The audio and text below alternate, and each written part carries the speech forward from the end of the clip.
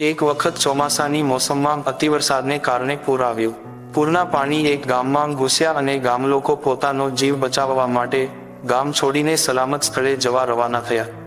ગામની ભાગોળે શિવજીનું મંદિર આવેલું હતું.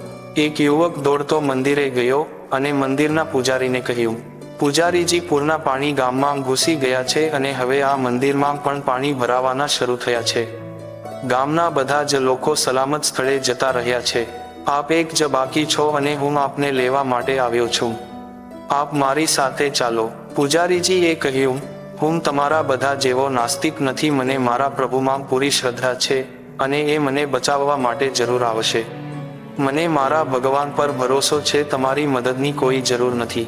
યુવાન તો જતો રહ્યો. થોડા સમયમાં પાણી મંદિરમાં આવી ગયું અને કેડ સુધી પહોંચી ગયું. પૂજારીજી મંદિરના ઓટલા પર ચઢી ગયા. થોડીવાર પછી ત્યાં એક સૈનિક હોડી લઈને આવ્યો અને પૂજારીજીને હોડીમાં આવી જવા માટે વિનંતી કરી.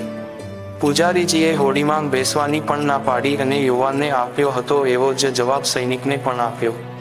સૈનિકના ગયા પછી પાણી વધ્યું અને છત સુધી આવી ગયું. પૂજારીજી મંદિરના શિખર પર ચઢી ગયા. ઉપરથી એક હેલિકોપ્ટર પસાર થયું.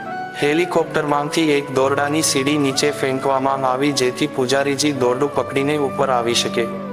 પણ પૂજારીજીએ દોરડું ન પકડ્યું. પાણી સતત વધતું રહ્યું. પૂજારી ડૂબી ગયા અને મૃત્યુ પામ્યા. ઉપર જતાની સાથે જ રાડારાડી શરૂ કરી. એમને ભગવાનની સામે લાવવામાં આવ્યા એટલે ભગવાનને ફરિયાદ કરી, મેં તમારી આટલી સેવા પૂજા કરી અને આટલો વિશ્વાસ રાખ્યો તો પણ તમે મને બચાવવા કેમ ન આવ્યા? ભગવાને હસતા હસતા કહ્યું, અરે પાગલ, હું એક વાર નહીં 3 વાર તને બચાવવા માટે આવ્યો હતો.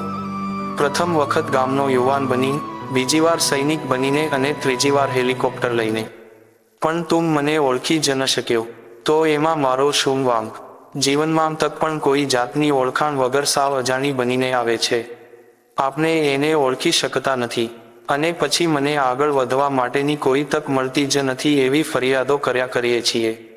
જય શ્રી કૃષ્ણ મિત્રો.